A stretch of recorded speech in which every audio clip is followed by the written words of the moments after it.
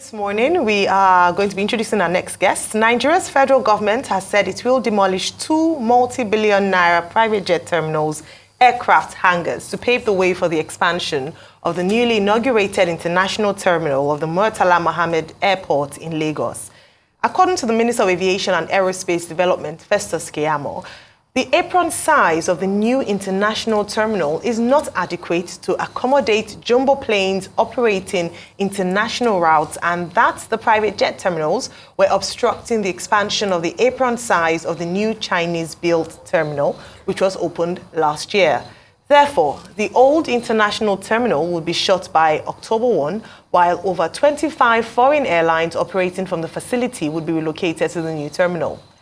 Joining us now on the morning show to take a look at this new development in the aviation sector of Nigeria is Alex Nwuba, President, Aircraft Owners and Pilots Association Nigeria, and former Chief Executive Officer, Associated Airlines. Good morning, Mr. Nwuba, and welcome to the morning show. Good morning, and thank you for having me on the show this morning. Well, thank you for joining us. Nayo has read out some of those reforms that the new Minister of Aviation and Aerospace Development, Festus Keyamo, is proposing.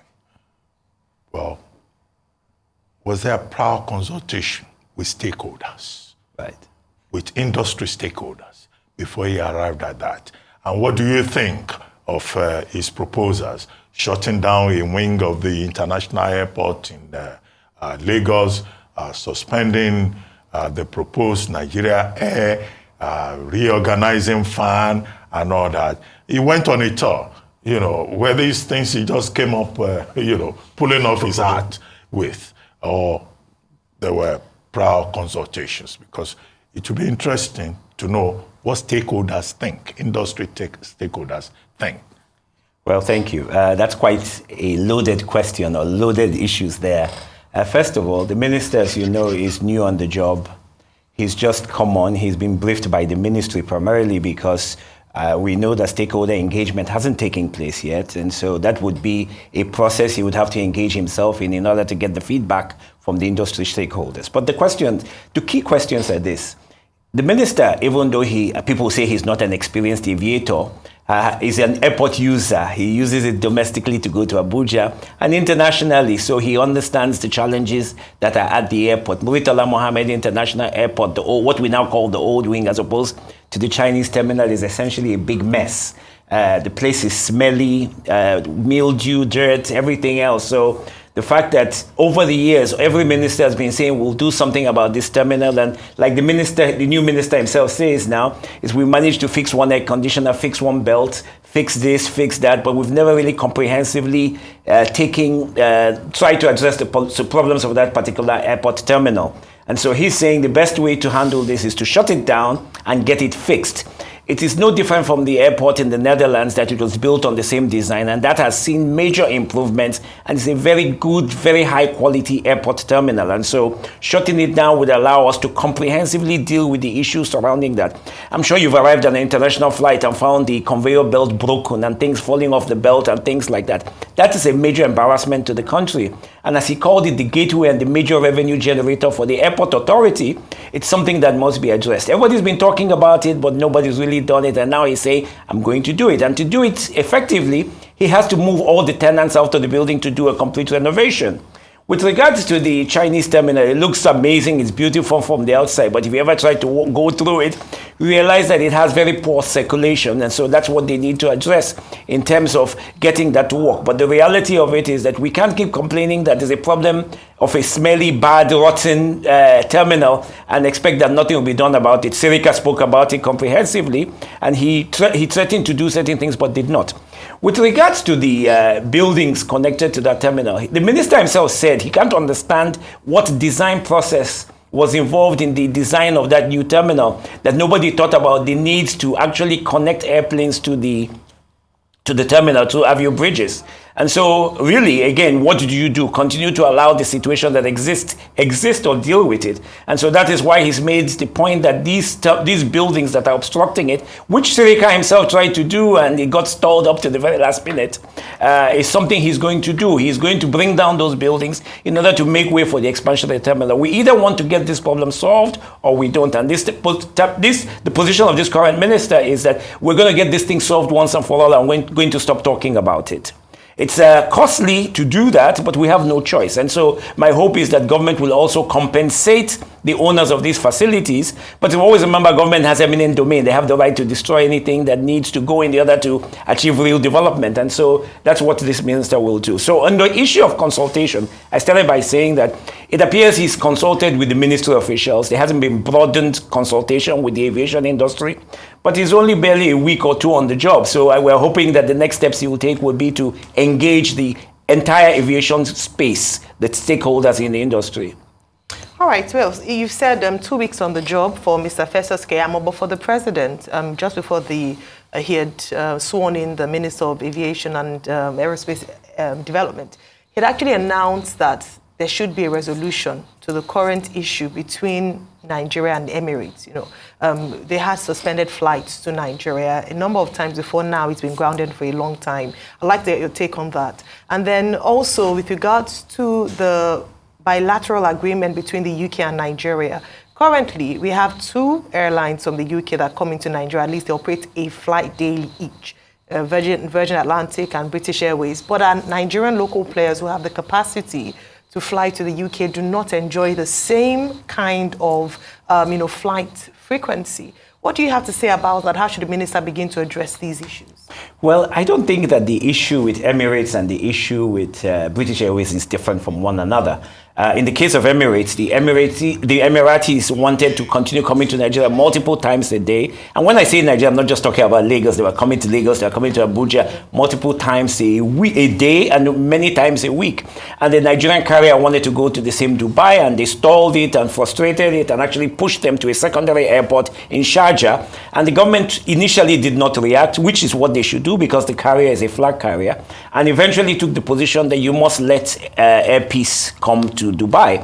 And towards the tail end, they allowed Air Peace. But obviously, I've given the example that you may be allowed to come, but then they will throw other challenges in your way to make it unsuccessful for you to operate into the Emirates. It's no different from the situation with the British. British Airways comes to Nigeria, Virgin comes to Nigeria. They've enjoyed unfettered access to the Nigerian airspace, except under the Abacha regime, where President Abacha essentially said, you have to stop until you let us come to you.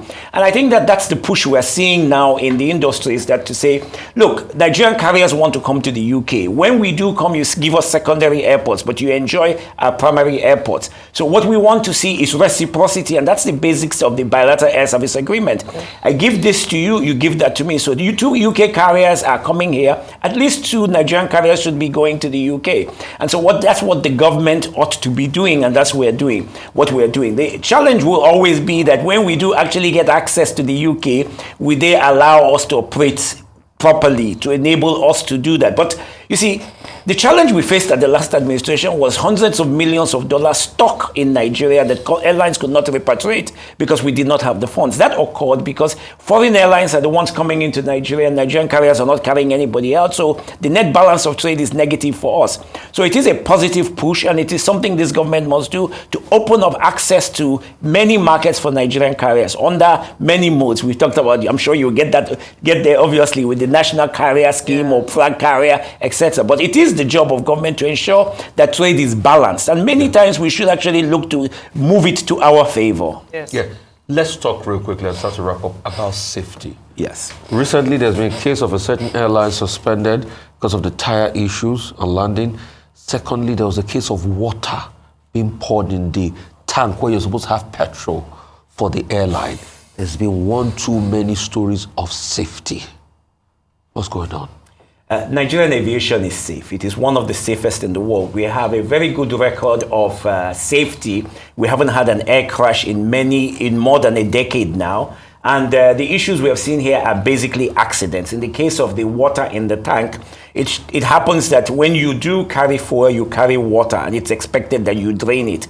Obviously, there was an issue where the draining was not done, but it did not result in a crash.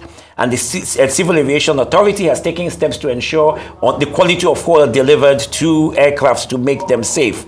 Another airline was suspended for not carrying proper insurance, and that is indicative of the work of the civil aviation regulator to stay on top of these issues and to prevent accidents. We have a problem of with the manner in which we conduct our business. We cut edges. There's no reason why an airline should be flying without insurance. It's a basic requirement for the safety of their business as well as their customers. Imagine if there was an incident and there was no insurance. Nigeria would take a black mark globally. So what we have seen are preemptive steps taken by the regulator to ensure that we maintain our safety standards. We're undergoing an audit at the present time under the ICAO, the International Civil Aviation Organization, to ensure that we're maintaining those standards. So aviation in Nigeria is pretty safe. I can assure you it is still the safest mode of transportation around the world, and it is a very safe mode of transportation in Nigeria, despite the incidents. Nothing is 100% perfect. And so we're seeing some of these things appearing, and we're also seeing the regulator. Pure negligence. Pure negligence. That's what shock. You talk about insurance. Right. If the plane shouldn't even flow the first place when you don't have insurance. Absolutely. But pure negligence and Yes. cutting corners. Well, you know, we have a institutional attitude in many cases of cutting corners. But that's why I said that it remains safe, because the regulator is on top of the situation. The regulator spotted it before there was an incident and suspended the airline. They didn't just simply get into negotiations with them, but actually suspended the airline. And so we are taking the steps to ensure that Nigerian aviation is safe, and it has remained safe for a long time. And you have the assurance that it is still very safe. Well, where does the traveler come in all of this, the user of the airport? Festus Keyamo says that, well, while the main terminal is shut down, that travelers will be ferried with buses from the aircraft to the new terminal, right? What is the guarantee that will not subject travelers to extra pain and agony, given the level of inefficiency that we have witnessed?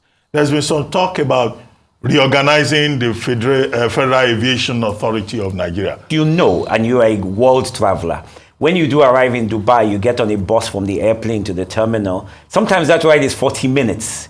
When you arrive in London, you get a bus to get onto that. It's unfortunate that Nigerian travelers will be subjected to some inconvenience at this time of the relocation. But the reality of it is that, you know, what we as Nigerians are facing now are the necessary pains to get a better society. Whether it's the removal of fuel subsidy or the increase in some prices, are unfortunate pains that we pay for the fact that we haven't done the right thing for so long. So the reality is that for now, we don't have the avio bridges, and that's what we're trying to achieve by shutting down the terminals and destroying some buildings in order to achieve that. And during this period, or during this phase, it will be necessary for us to make the necessary sacrifices. Otherwise, we continue saying, this is not right, this has not been done, this ought to be done. At the same time, nothing is really getting done about that. So it's unfortunate that we have to go through these pains at this time, and we regret the effect to consumers, but they should understand and appreciate that this is all towards building a better country and a better society. FAN. I asked you a question also about yes. FAN. Well, the idea of the problem with FAN is that we continue to operate one model of FAN, where FAN is the manager of all airports, profitable and unprofitable, commercially viable and uncommercially viable. And we also have states building airports, and once they spend the money to build the structure, they hand it over to FAN to manage. I last week visited one airport that is falls short of what is called an airport, but it will be handed over to FAN to manage. So what does FAN do with that? Reorganize that. So really, the minister has to look at the structure of the airport, in airport management in Nigeria. One example will be the situation in Ghana, where we had a similar structure as Nigeria, but they commercialized it and created the airport company of Ghana.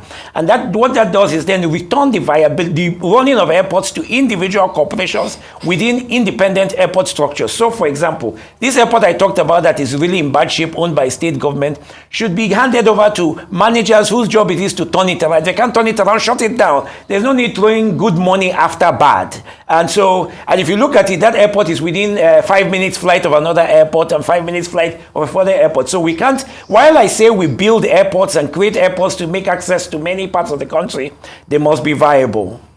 I'm sure you've dealt with the question about FAN. Yes. Maybe Ayo has something for you. Yes, I was going to ask you about the Nigeria Air you talked about with regards to another major announcement, at least in the last 2 weeks, that the minister has made, which is that there will be a suspension of Nigerian Air until investigations are done, just to ascertain. And, you know, something has been raised, the point has been raised as to the fact that Ethiopian Airline is actually the majority shareholder of Nigeria Air. So how does that work out? Do we have the rights, first of all, to suspend the actualization of that? And should we proceed with it at the end of the day? Well, the question has answered itself. The government, being 5% shareholder, really cannot suspend a business in which they are a minority. So the fact that the Prime Minister can come out and say, I'm suspending this, shows that as we all suspected, it is a government airline by guise. And so, but it is the right thing. It's what we have been calling for across the industry, amongst the citizens. Too often we say Nigeria Air is owned by Ethiopian Airlines. Nigeria Air is not owned by Ethiopian Airlines. It's owned by Ethiopian government that also owns Ethiopian Airlines. So how does a country as great as Nigeria, Africa's largest economy, the great people of Nigeria with all of its population, float a national carrier owned by the government of Ethiopia, considered one of the poorest in Africa? What is the logic behind that? If you look at it, 49% is owned by Ethiopian Airlines. Then it is revealed to us that the investment advisor for Ethiopia, for the transaction in the US, owns 3%. So 49 plus 3 is what? 52. So the majority was owned supposedly by Ethiopian interests, of which the individual in question is an Ethiopian. So we did not own the majority of it. And the question of the government owning just 5% and having a say over whether it goes on or not, the minister did the right thing. If you listen to his statement, he says, I will not allow a transaction that does not that takes away from Nigerian citizens what is theirs without due process, whether it is the airport concession or the Nigeria Air project. Well, thank you so much for your time, Mr. Alex Nwuba. I'm sure we'll have you on again as situation develops in the aviation industry in Nigeria. Thank you.